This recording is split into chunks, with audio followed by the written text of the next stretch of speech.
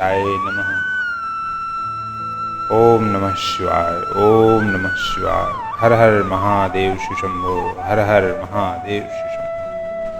जय गणेश भगवान जी, कार्तिकेय भगवान जी, भोलेनाथ बाबा जी, माँ पार्वती मैया जी सदा जय। आप सभी के श्री चरणों मेरा कोटि कोटि वंदन। जय लक्ष्मी नारायण जी। वेदादौ च प्रयोज्यं स्याद्वन्दन्ये सन्ध्ययोरपि नवकोटिजपाञ्जत्वा संशुद्धः पुरुषो भवेत्। पनुश्च नवकोट्या तु पृथ्वीजयमाप्नुयात्। पुनश्च नवकोट्या तु हाम्पाजयमवाप्नुयात्। पुनश्च नवकोट्या तु तेजसां जयमाप्नुयात्। पुनश्च नवकोट्या तु वायोर्जयमवाप्नुयात्। आकाशजयमाप्नोति नवकोटिजपेन वै। गन्धादीनां क्रमेणैव नवकोटिजपेन वै। अहंकारस्य च पुनर्नवकोटिजपेन वै। प्रणव का 9 करोड़ जप करने से मनुष्य शुद्ध हो जाता है। पुनः 9 करोड़ का जप करने से वह पृथ्वी तत्व पर विजय पा लेता है। तत्पश्चात पुनः 9 करोड़ का जप करके वह जल तत्वों को जीत लेता है। पुनः 9 करोड़ जप से वह अग्नित्व पर विजय पाता है। तदंतर फिर 9 करोड़ का जप करके वह वायु तत्व पर विजयी होता है और फिर 9 करोड़ के जप से आकाश को अपने अधिकार में कर लेता है। इसी प्रकार 9 करोड़ का जप करके वह क्रमशः गंध, रस, रूप, स्पर्श और शब्द पर विजय पाता है। इसके बाद फिर 9 करोड़ का जप करके अहंकार को भी जीत लेता है। सहस्त्र मंत्र जप्तेन नित्य शुद्धो भवेत् पुमान्। ततः परम स्वसिद्ध्यर्थ जपो भवति ही द्विजाः। हे द्विजो, मनुष्य 1000 मंत्रों के जप करने से नित्य शुद्ध होता है। इसके अनंतर अपनी सिद्धि के लिए जप किया जाता है। एवं अष्टोत्तर शतकोटि जपेन वै पुनः प्रणवेन प्रबुद्धस्तु शुद्धयोगमवाप्नुयात्। शुद्धयोगेन संयुक्तो जीवन्मुक्तो न संशयः। सदा जपन् सदा ध्यायश्चिद्वं प्रणवरूपीणम्। समाधिस्थो महायोगी शिव एव न संशयः। ऋषिश्छन्दो देवतादीन्यस्तदेहे पुनर्जपेत।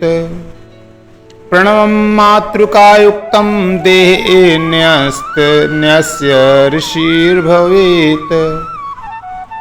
10 मार्तृषण्ध्वादि सर्वन्यायसफलं लभेत्। प्रवृत्तानां च मिश्राणां स्थूल प्रणवमिष्यते। इस तरह 108 करोड़ प्रणव का जप करके उत्कृष्ट बोध को प्राप्त हुआ पुरुष शुद्ध योग प्राप्त कर लेता है। शुद्ध योग से युक्त होने पर वह जीवन मुक्त हो जाता है। इसमें संशय नहीं है। सदा प्रणव का जप और प्रणव रूपी शिव का ध्यान करते करते समाधि में स्थित हुआ महायोगी पुरुष साक्षात शिव ही है, इसमें संशय नहीं है।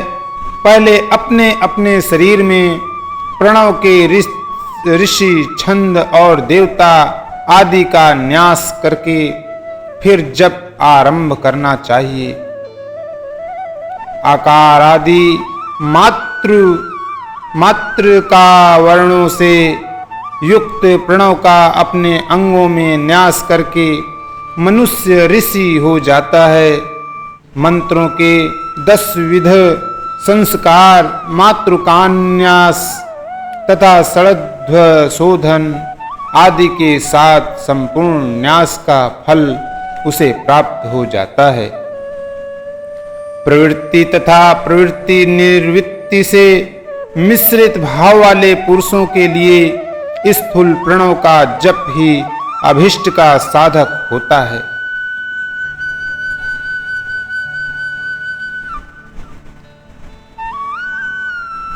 मंत्रों के 10 संस्कार ये हैं: जनन, दीपक, बोधन, ताड़न, अभिषेचन, विमलीकरण, जीवन, तर्पण, गोपन और आप्यायन। इनकी विधि इस प्रकार है: भोजपत्र पर गोरोचन, कुकुम, चंदनादि से आत्माभिमुख त्रिकोण लिखे, फिर तीनों कोणों में 6 समान रेखाएं खींचे। ऐसा करने पर 49 त्रिकोण कोष्ठ बनेंगे।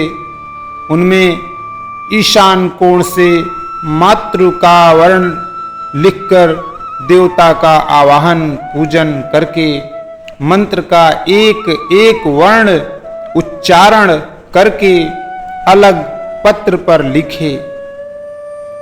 ऐसा करने पर जनन नामक का प्रथम संस्कार होगा। हंस मंत्र का संपुट करने से 1000 जप द्वारा मंत्र का दूसरा दीपन संस्कार होता है। यथा हंस रामाय नमः, सोहम हुम बीज संपुटित मंत्र का 5000 जप करने से बोधन नामक तीसरा संस्कार होता है। यथा हूं रामाय नमः हूं फट संपुटित मंत्र का 1000 जप करने से ताड़न नामक चतुर्थ संस्कार होता है। यथा फट रामाय नमः फट। भूर्ज पत्र पर मंत्र लिखकर रो हंस ओम इस मंत्र से जल को अभिमंत्रित करे और उस अभिमंत्रित जल से अश्वत्थ पत्रादि द्वारा मंत्र का अभिषेक करे। ऐसा करने पर अभिषेक नामक 5वां संस्कार होता है। ओम त्रौं वसट।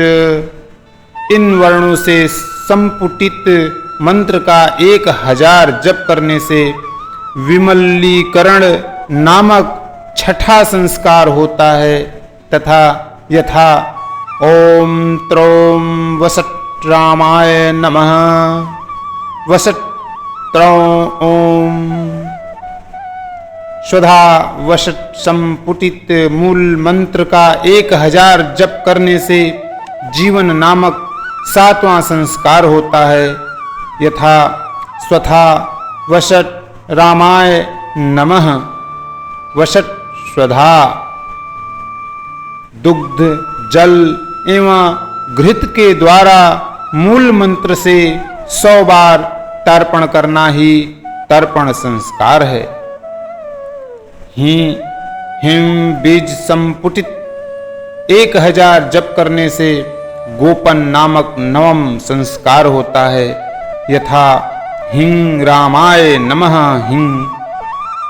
होम बीज संपुटित 1000 जप करने से आप्यायन नामक 10वां संस्कार होता है तथा ॐ रामाय नमः ॐ।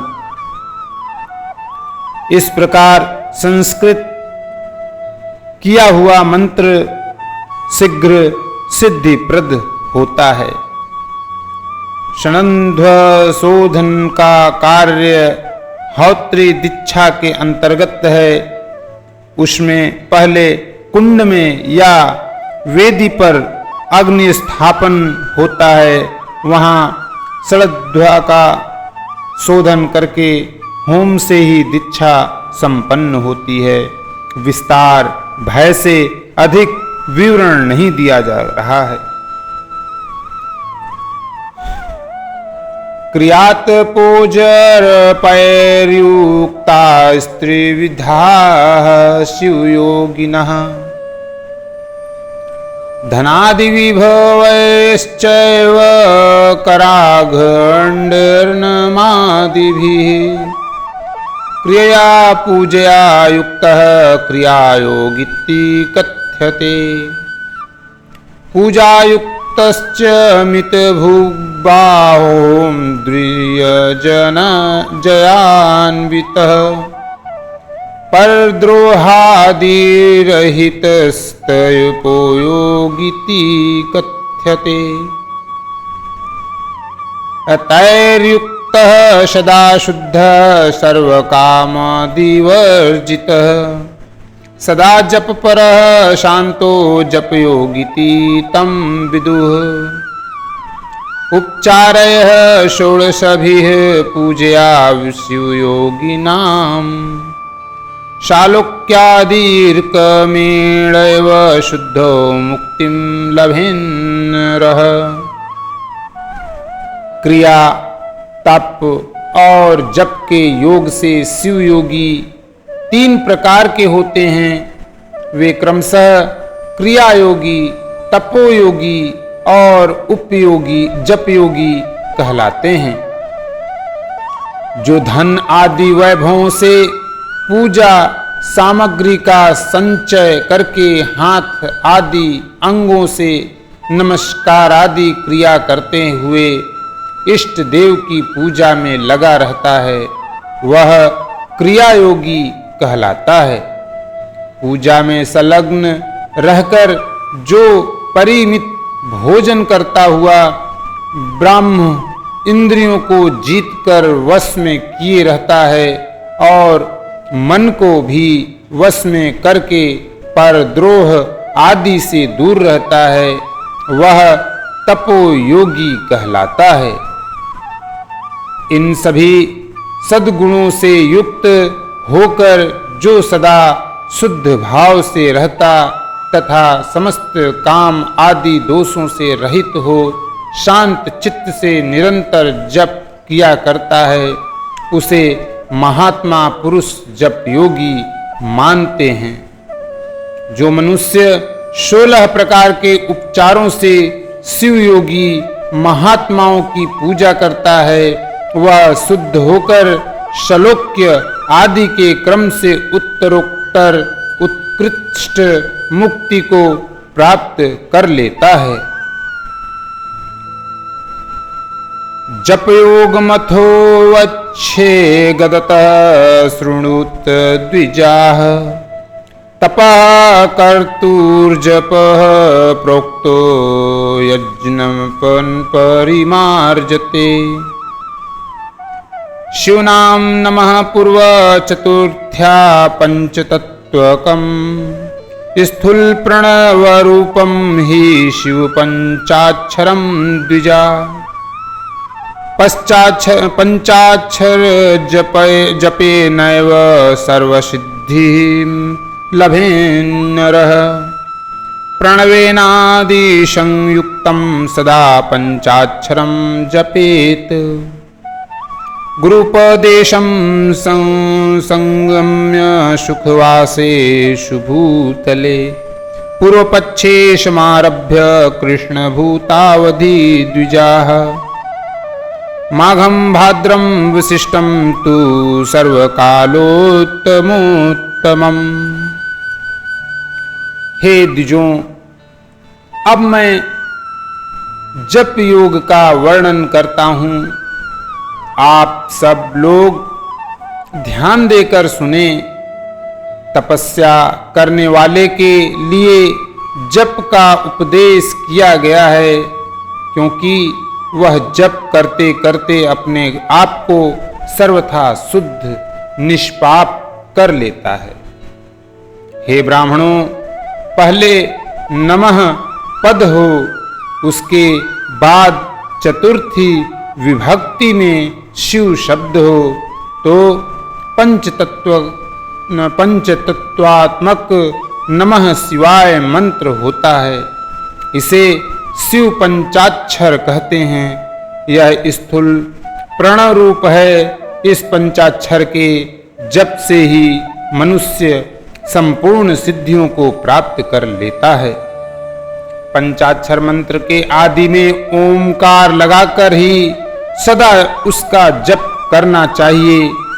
हे द्विजो, गुरु के मुख से पंचाक्षर मंत्र का उपदेश पाकर जहां सुख पूर्वक निवास किया जा सके, ऐसी उत्तम भूमि पर महीने के पूर्व पक्ष शुक्ल में प्रतिपदा से आरंभ करके कृष्ण पक्ष की चतुर्दशी तक निरंतर जप करता रहे।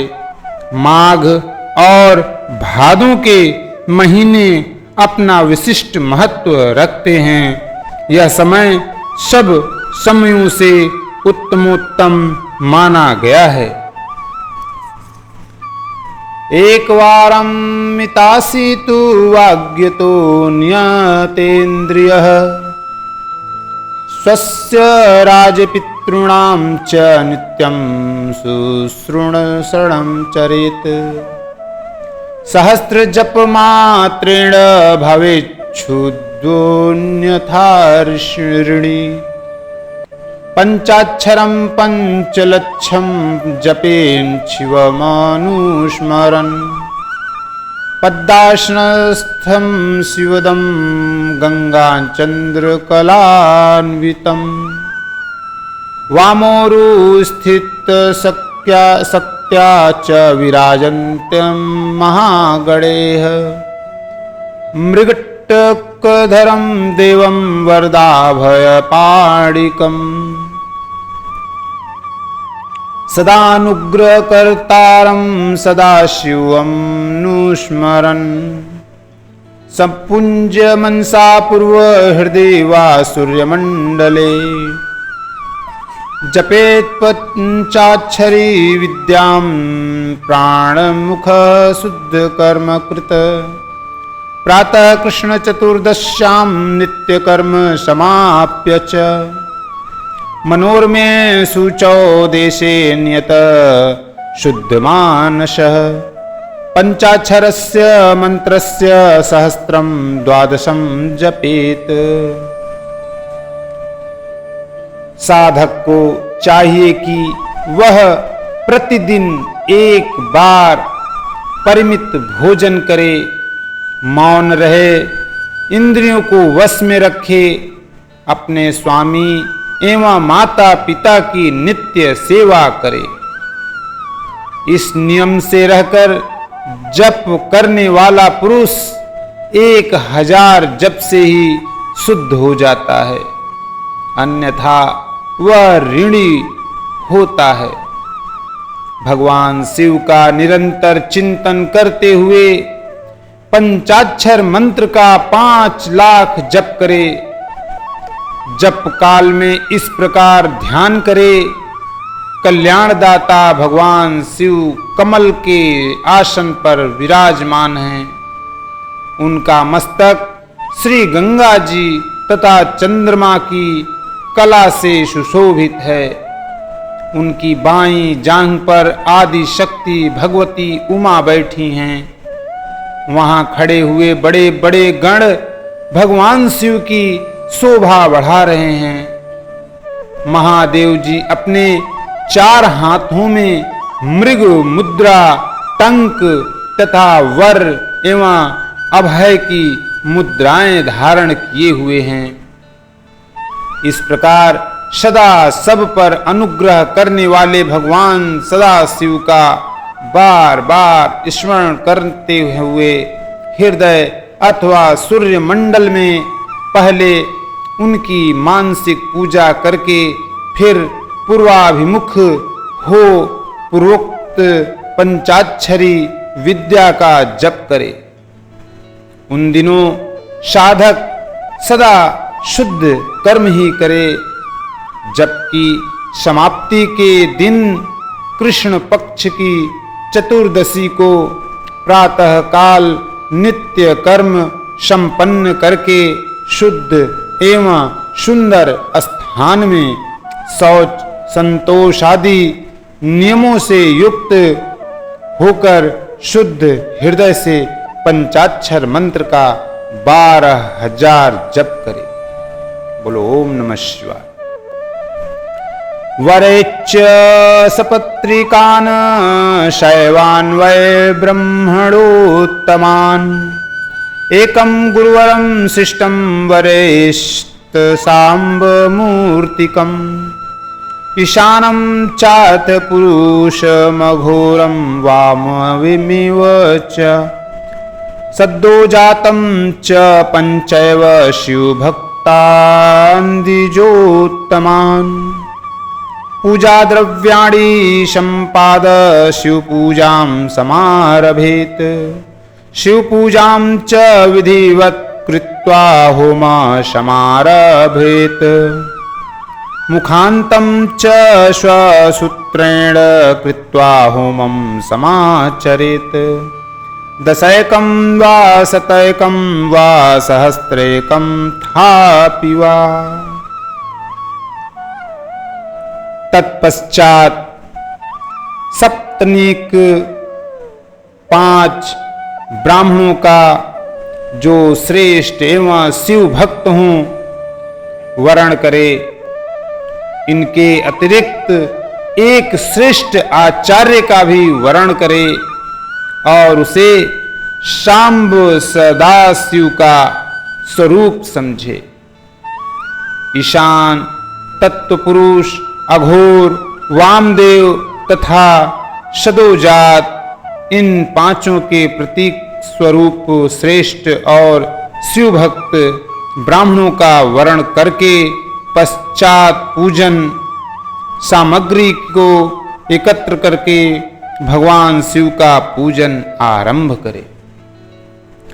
विधि पूर्वक शिव की पूजा संपन्न करके होम आरंभ करे।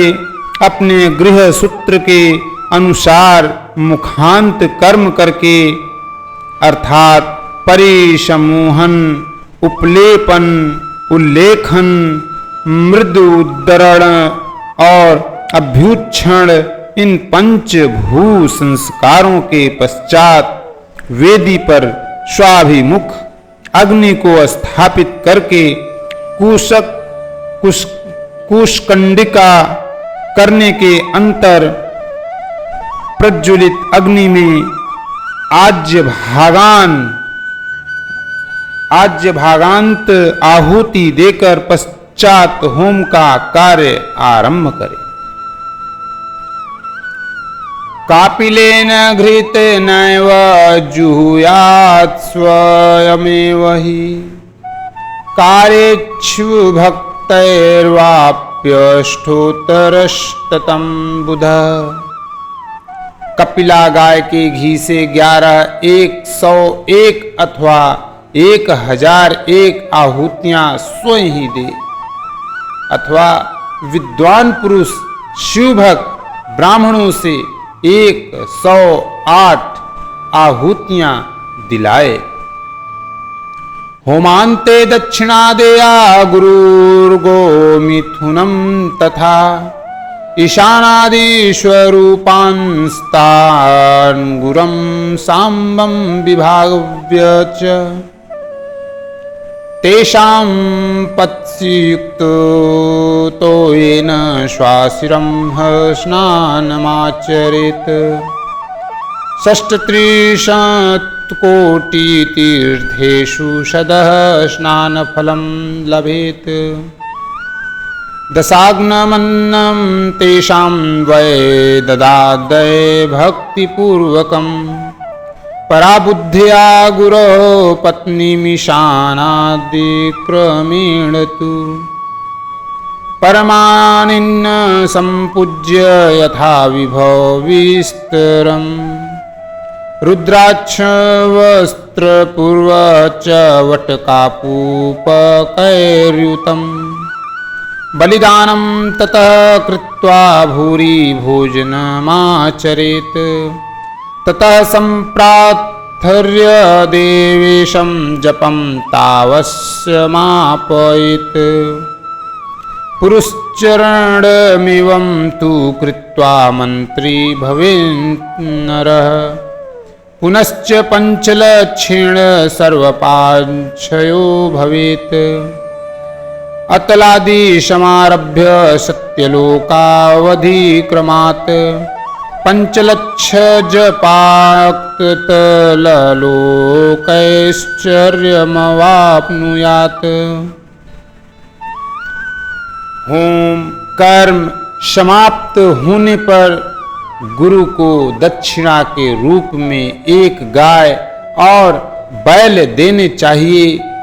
ईशान आदि के प्रतीक रूप जिन 5 ब्राह्मणों का वर्ण किया गया हो उनको ईशान आदि का ही स्वरूप समझे तथा आचार्य को सांबस दा